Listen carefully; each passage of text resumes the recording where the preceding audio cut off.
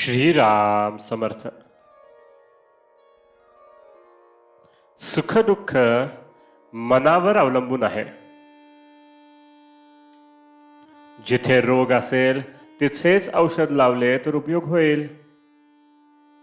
दुःखाचे मूळ कुठे आहे हे प्रथम पहावे. प्रपंचात काही न्यूनता पडली की दुःख होते. श्रीमंताच्या किंवा गरिबाच्या सुखदुःखात तसा फरक तो कोणता? एखाद्याजवळ पैसा पुष्कळ आहे परंतु मूलबाळ नाही म्हणून तो दुःखी असतो, तर दुसऱ्याला संतती आहे पण पैसा नाही म्हणून तो कष्टी होतो. तिसऱ्याला संतती संपत्ती वगैरे सर्व आहे परंतु पोटदुखीच्या विकाराने तो बेजार आहे. एकंदरीत सुखदुःखे कोणालाही सुटली नाहीत. जितक्या गोष्टी कमी पडल्या तितक्या प्रयासाने सुद्धा आणल्या तरी पण न्यूनता काही सरत नाही. दुःखावर आपण वरवर उपाय करतो परंतु आपल्या दुःखाच्या मुळाशी आपले मनच आहे हे नाही आपल्या ध्यानात येत.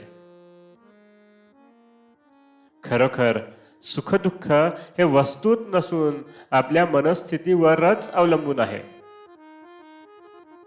वस्तू चोरीला गेली त्यावेळी झोपेत आनंदात होता, पण जागे झाल्यावर वस्तू गेल्याचे समजल्यावर दुःखी झाला.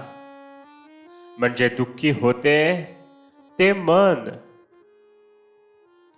तेव्हा औषध द्यायचे ते मनाला द्या. संतांनी मनाला शिकवण दिली. आजवर आम्ही विषय सुख सख्या मुलाप्रमाणे भोगले आणि परमार्थ सावत्र मुलासारखा केला. सावत्र आईप्रमाणे आम्ही मनाला शिकविले. ज्याचा सहवास झाला त्याप्रमाणे मनावर परिणाम होऊ लागले. विषयाचा सहवास गर्भापासून आपण ठेवतो म्हणून विषयापासून मिळणारा आनंद खरा असे मानू लागलो. ज्याचे बीज लावावे त्याची फळे खावी. आपण विषयाचे बी पेरतो आणि विषयाची फळे दुःखदायक आहेत म्हणून मग शोक करतो. याला काय करावे? व्यापारी दरवर्षी आढावा घेतात त्याप्रमाणे माझे विषय किती कमी झाले हे आपण पाहावे. जितकी प्रपंचाकरिता तळमळ करतो तितकी भगवंताकरिता करावी. प्रपंचातल्या अनुकूल परिस्थितीपेक्षा प्रतिकूल परिस्थिती हीच परमार्थाला जास्त उपकारक आहे.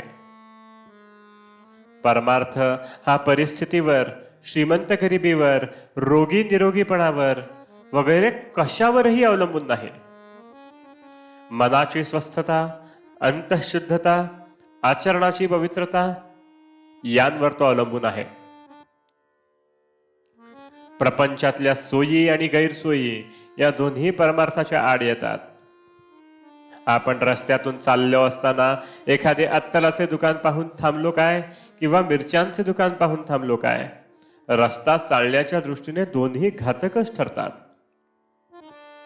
प्रपंच मुळात चांगलाही नाही आणि वाईटही नाही. आपण आपली आसक्ती त्यात कालवतो म्हणून आपल्याला तो सुख दुःख देतो. ही आसक्ती काढणे याचेच नाव परमार्थ होय. आजचे बोधवचन: त्याच गोष्टी आसक्ती सोडून करणे ह्याचे नाव परमार्थ. जानकी जीवन स्मरण. जय जय राम.